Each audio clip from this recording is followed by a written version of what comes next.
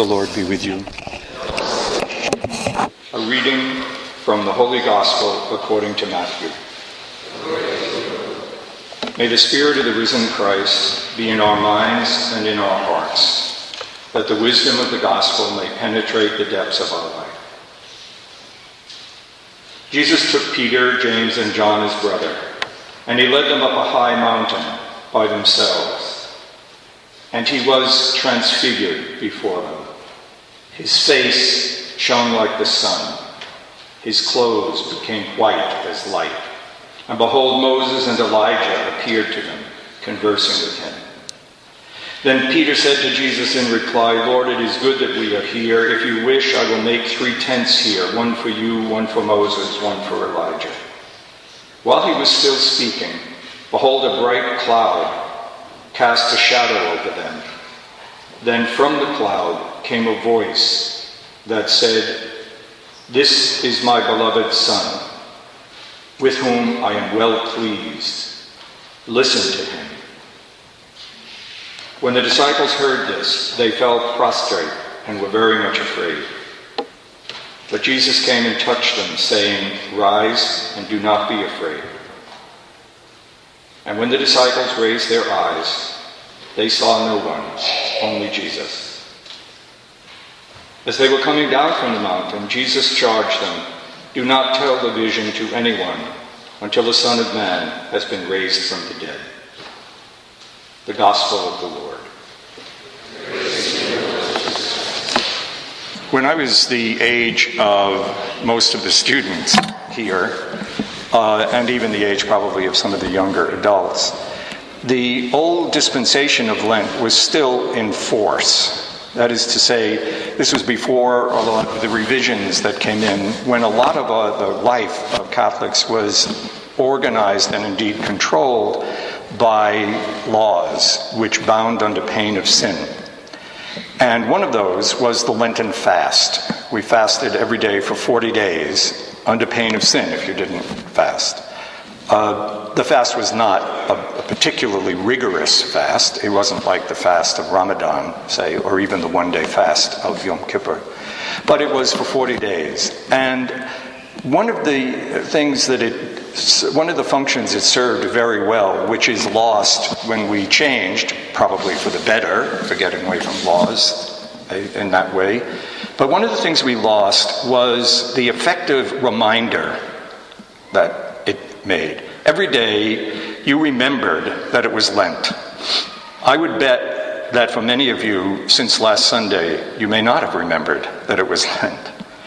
You know, we live in a world where the number of things that pull us away into distractions and the demands of life can let something like Lent, which is not reinforced in any way. I mean, we don't change the way we live. We still have parties, we still have business, we still have all of those things.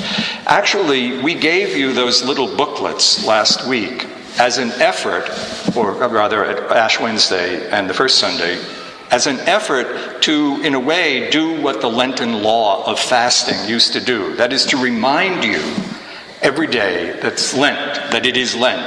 And hopefully this was a good kind of reminder, much more maybe creative and liberating than maybe just the law of fasting. That is, you have to put yourself to trouble to use the book every day. You have to give up maybe not food, but something more precious to every undergraduate I've ever met at Cornell, and that is time.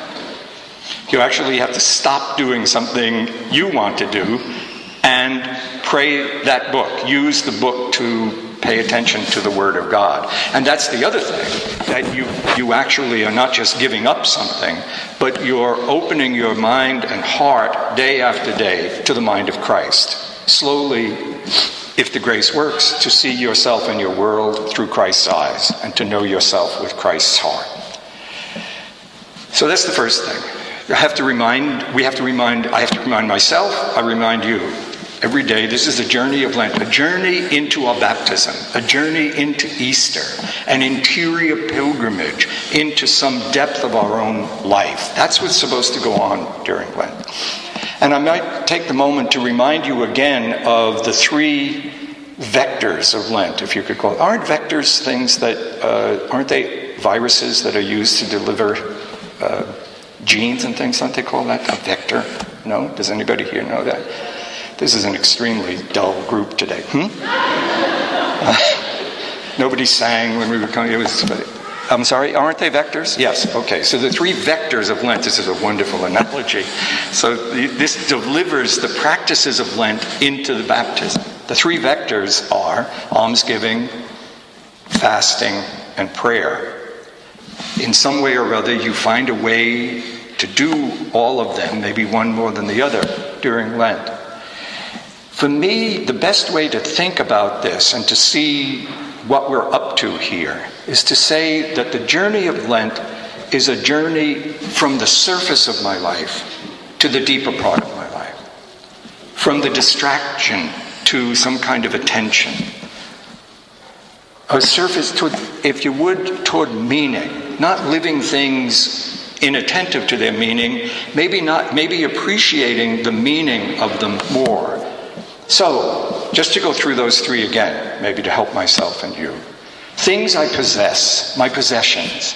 Obviously money, an obvious possession, but my clothes, my talent, my health, the things that are mine.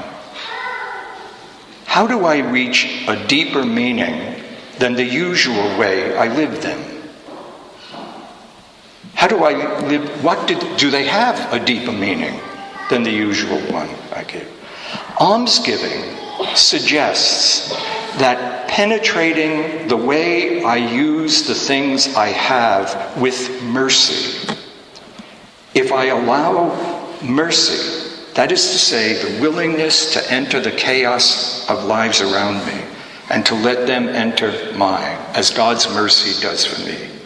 If I develop a practice of thinking and acting on some or the other of my possession with mercy, I begin to move deeper into the meaning of the things I have. That is to say, a meaning closer to the mystery of my baptism and to the mystery and to the truth of the dying and rising of Jesus Christ. Almsgiving. Fasting. What about my desires, my dreams, my needs, my hopes? How do I reach a deeper recognition and actual living of what they mean? By removing my sense that I am entitled to all these things, and by living them as a kind of gift that relates me to other people. I fast. I separate myself from an automatic satisfaction of my desire, being lost in my dreams, thinking of myself without relation to other people.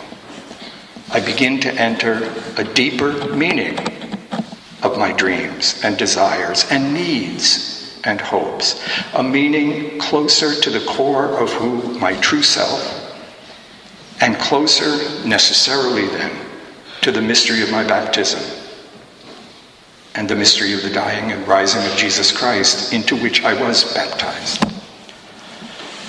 And then my mind, my stance toward the world. What do things mean to me? How do I think about things? How do I see and judge other people? How do I, choose things? My freedom, myself, prayer. That's at the heart of prayer. I open my mind, my feelings, my choices to receive, literally, the Spirit of the risen Christ, so that I move closer to a deeper truth of myself, away from the distractions, away from always having an iPod in my ears and always having other things feeding in. I enter the emptiness of prayer. But it's an interior journey toward the mystery of Christ. Each of the so that's Lent. Okay? Each of the Sundays in Lent this year is actually particularly helpful, the readings, because this series of readings this year are the ones that are used to prepare catechumens for their baptism at Easter. So the readings are deliberately directed toward the mystery of baptism and what that means, and the mystery of the death and resurrection of Christ. So let me just say a few things about this Sunday's readings. Abraham, the story of the call of Abraham, the story of the Transfiguration, the mystical story of the Transfiguration. I think it's really helpful to say that those readings show us, among many other things, that this interior pilgrimage of Lent is actually a pilgrimage in time, if you would, the time I live. That is to say, it's a movement from someplace I've been to someplace I'm going. And so just take Abraham. Okay? Abraham was a nomad. Right? God appears to Abraham in some way, or communicates to him in some way, and says, keep moving, move away, get up from where you are now. You're an old man, move, and I'll tell you when to stop. And Abraham does it, and he said, I will bless you. That is, I give you this enormous gift. The promise that he was given was that he, an old man, would found a great people. And they wouldn't be nomads. They would be people with a great kingdom. And things completely, right? What are the two characteristics there of the movement from where Abraham was to where he would be? It's not movement. He was a nomad to begin with. That's the interesting thing, that the call of Abraham was to discover something in what he was already living, in who he already was, if you would.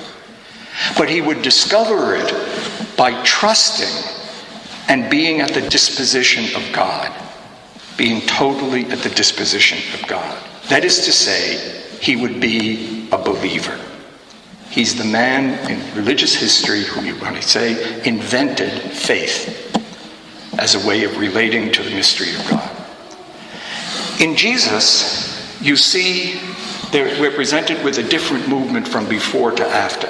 The first movement, which I'm not going to talk about at all, is encapsulated in the way Matthew designs this transfiguring experience, whatever it was, a series of experiences. That is to say, he keeps referring back to the experience of the Jews through all their history. So the prophets are there, and Moses is there. And there is the reference, this is my beloved son, in whom I'm well pleased. That was a reference to the servant of Yahweh that we read about last weekend. Okay. But the movement actually is one that can't be described in ordinary language.